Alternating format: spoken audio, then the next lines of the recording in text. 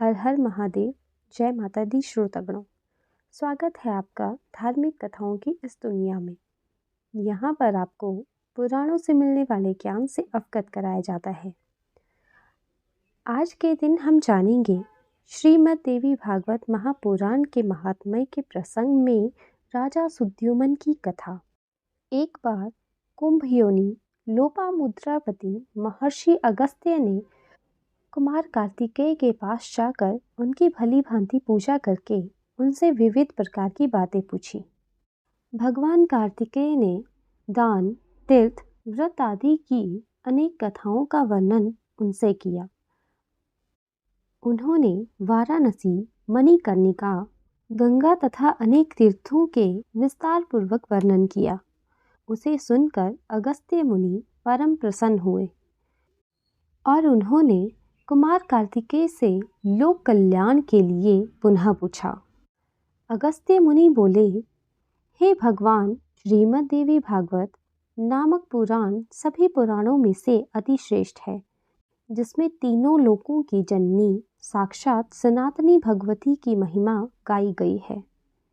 कार्तिकेय जी बोले, हे ब्राह्मण, श्रीमद् देवी भागवत के महात्म्य को विस्तार पूर्वक कहने में कौन समर्थ है।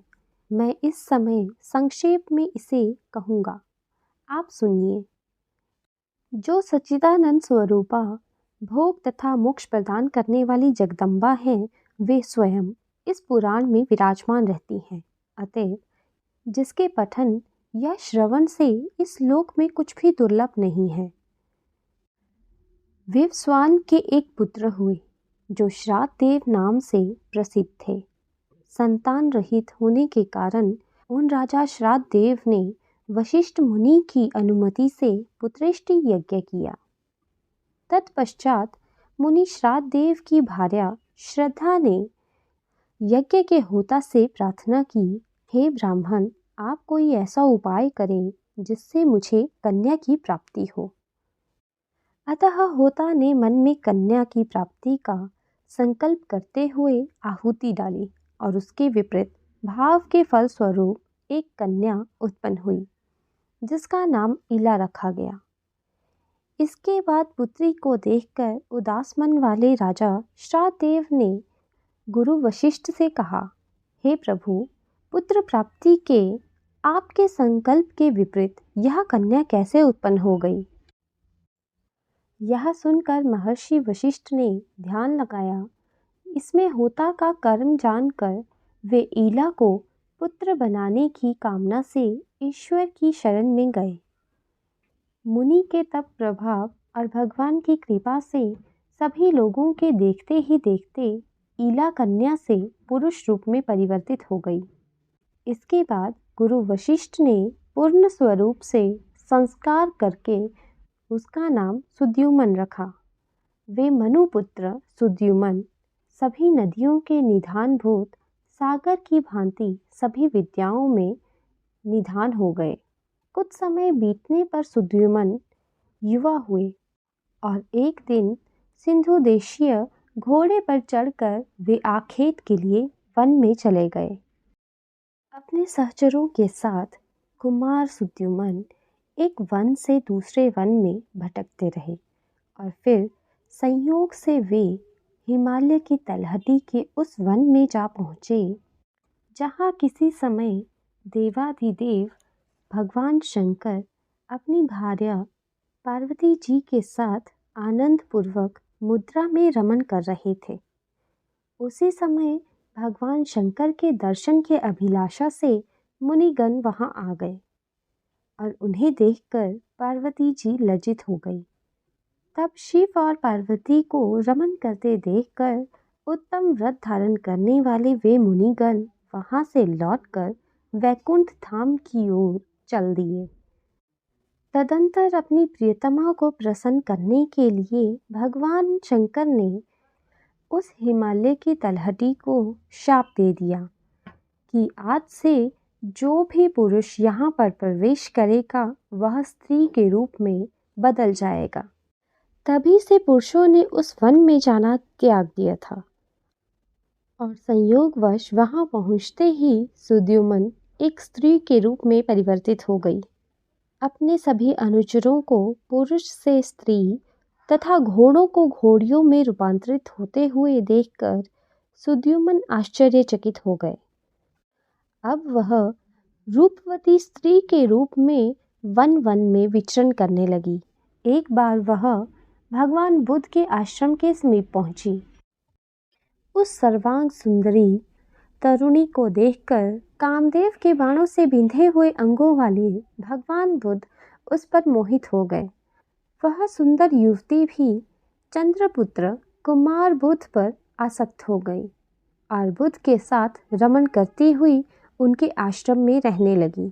कुछ समय के बाद बुद्ध ने उस तरुणी से पुरुरवा नामक एक पुत्र को उत्पन्न किया।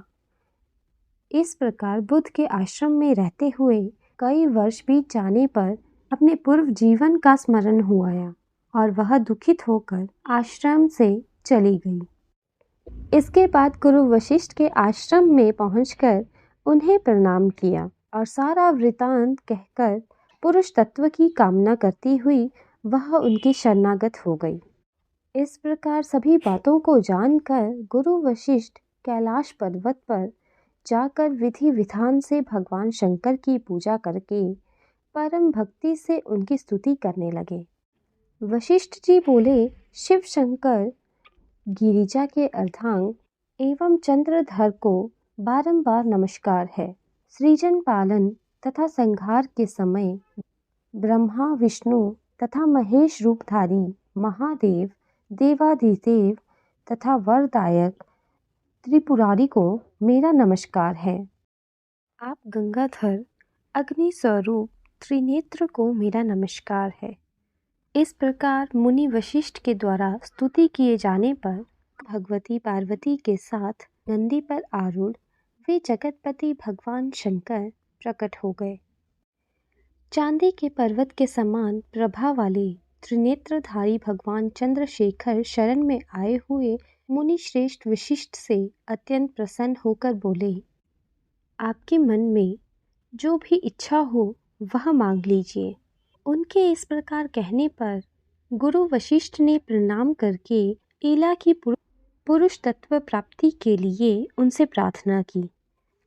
इसके बाद प्रसन्न होकर शंकर जी ने मुनिश्रेष्ठ वशिष्ठ जी से कहा कि 1 मास तक वह पुरुष रूप में तथा 1 मास तक वह नारी रूप में रहेगी।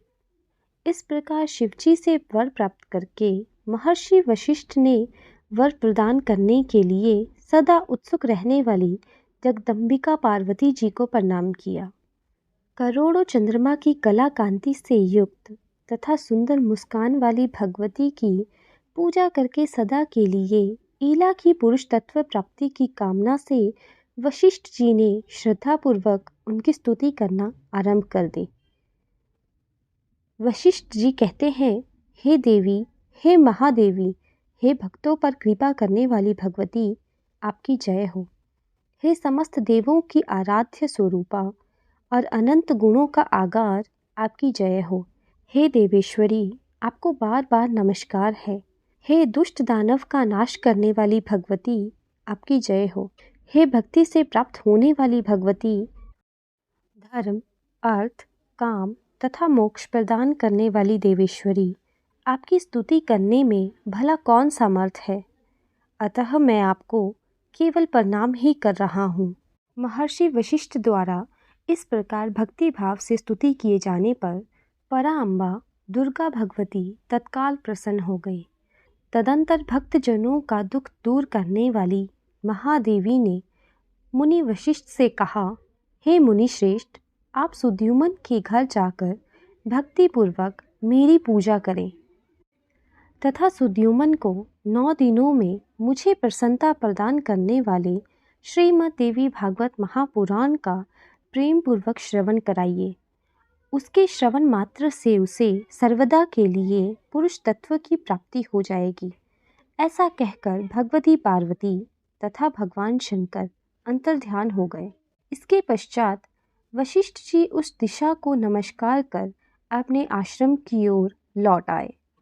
और सुद्युमन को बुलाकर उन्होंने देवी की आराधना करने के लिए उन्हें आदेश दिया।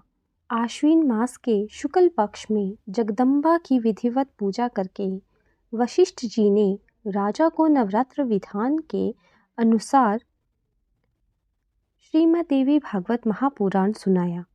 इस प्रकार अमृत स्वरूप श्रीमद् देवी भागवत पुराण को भक्तिपूर्वक सुनकर और गुरु वशिष्ठ का पूजन वंदन करके सुद्युमन ने सदा के लिए पुरुष तत्व प्राप्त कर लिया। महर्षि वशिष्ठ ने सुद्युमन का राज्य अभिषेक भी किया। कुमार कार्तिकेय जी महर्षि अगस्त्य से बोले, मुनिवर, इस प्रकार मैंने आपको इतिहास सहित देवी महात्म्य बता दिया। यदि कोई मनुष्य सद्भक्ति के साथ इसे पढ़ता अथवा सुनता है तो वह देवी की कृपा से इस लोक में संपूर्ण कामनाओं की प्राप्ति करके अंत में देवी के परम सत्य स्वरूप को प्राप्त कर लेता है। आज की कथा हम यहीं पर समाप्त करते हैं। इसी प्रकार की कथाओं का लुत्फ उठाने के लिए आगे जुड़े रहें धार्मिक कथाओं की इस दुनिया के साथ। यहाँ पर आपको पुराणों से मिलने वाले ज्ञान से अवगत कराया जाता है। अगर आपका इसी प्रकार की कथाओं के बारे में जानने की अभिलाषा है तो उस कथा का नाम नीचे कमेंट बॉक्स में ज़रूर लिखें। मैं कोशिश करूंगी कि उस कथा को आप तक पहुंचा सकूं। आगे मिलते हैं अपनी नई कथा के साथ। तब तक के लिए हर हर महादेव। जय माता दी श्रोतागणों, जय माँ भवानी।